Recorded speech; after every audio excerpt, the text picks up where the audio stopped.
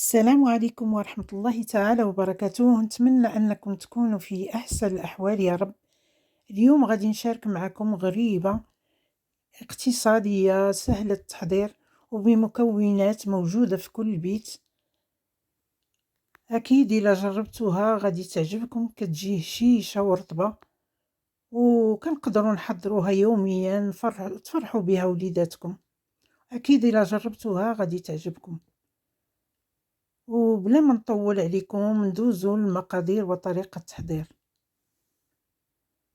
عندنا 125 غرام ديال الزبدة اللي كتكون بدرجة حرارة المطبخ. كنضيفو عليها واحد القبيصة ديال الملح وكنبداو نحكو فيها كيف ما كتشوفوا في الفيديو بالاصابع ديالنا. كنضيفو عليها 4 كأس ديال الزيت النباتية. مع الاستمرار في التحريك غادي نضيفو كأس ديال السكر اللي هو ما يعادل 130 غرام.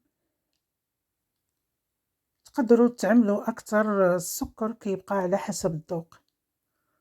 وكنبقاو نخلطو مزيان حتى كنحصلوا على واحد الخليط اللي كيكون كريمي. ودابا غادي نضيفو البيض. عندنا 5 البيضات، غادي نعملوا 3 البيضات كاملين وجوج صفار ديال البيض وجوج البياض البيض غادي نحتفظوا به حتى الاخير للتزيين. هنايا البيض اللي خديت متوسط الحجم.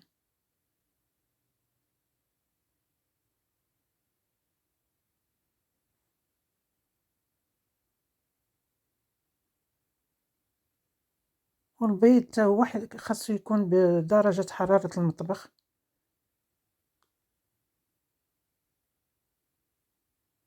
وكنستمروا في التحريك وكنخلطوا المكونات مزيان حتى يندمجوا مع بعضياتهم.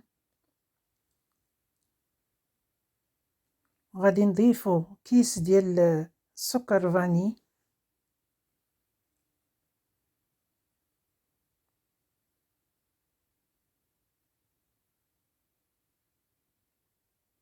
هاد المرحله مهمه، خاصنا نخلطوا المكونات كاملين باش نحصلوا على واحد النتيجه اللي كتكون رائعه، كتجي غريبه ديالنا هشيشه ورطبه.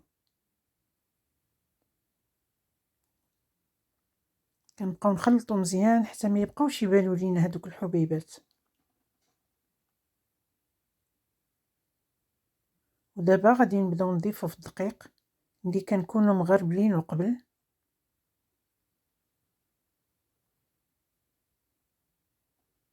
مع الاستمرار في التحريك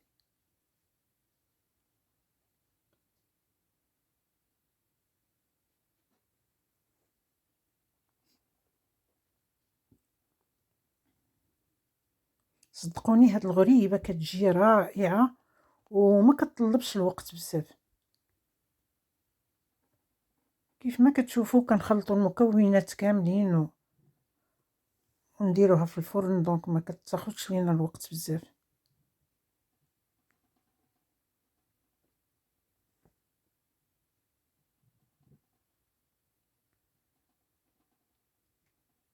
كنبقاو نجمعوا في العجينه ديالنا وكنضيفوا كما قلت لكم الدقيق تدريجيا حتى كنحصلوا على واحد العجينه اللي كتكون لينه، ما هي قاصحه ما هي رطبه.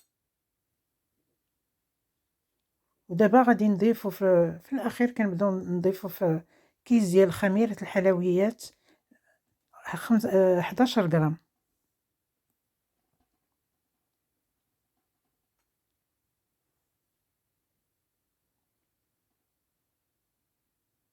كيف ما كتشوفوا معايا كنجمع غير بالاصابع ديالي.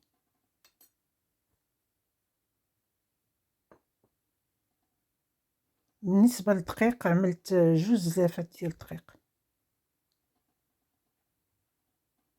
وكما كنقول دائما الدقيق ما كيكونش الكميه ديالو مضبوطه، على حسب الحجم ديال البيض وعلى حسب النوعيه ديال الدقيق تاني.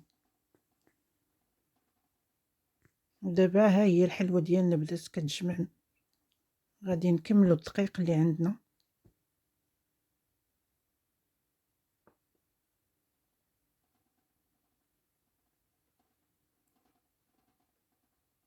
وغادي نجربو نشوفو نشكلو واحد الكويرة ونشوفو هنا ما كانتش كتلصق صافي ما نبقاوش نزيدو الدقيق.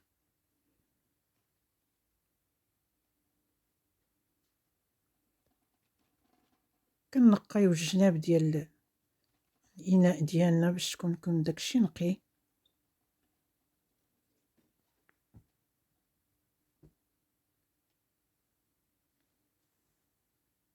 ودابا غادي نجرب، غادي نشوف واحد الكويرة كيف ما كتشوفوا معايا ما كتلصقش.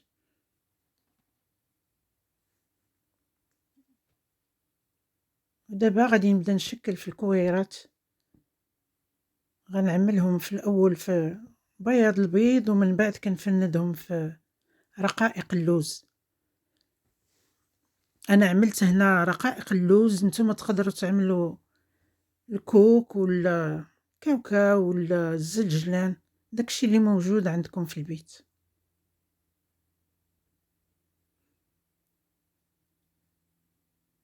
ولا تقدروا تخليوها هكاك ناتور. ودابا حنا شكلنا الكويرات ديالنا، غادي ندخلوهم الفرن اللي كان بارد حتى كنعمل الكويرات، عاد كنعمل الحلوى، عاد كنشعل الفرن 180 درجة، يكون شاعل الفوق والتحت. انا هذا كهربائي. ودابا بديت كندير السكر كلاصي، كيبقى اختياري تعملوا كيف ما بغيتو. كيف ما كتشوفوا معايا كتجي هشيشه ورطبه ورائعه من الداخل، وفوقها كل شيء هادشي لذيذه. كنتمنى ان هاد الوصفه تنال الاعجاب ديالكم، ما تنساوش تعملوا لي التعليق اللي جربها، ونقول لكم السلام عليكم ورحمه الله تعالى وبركاته.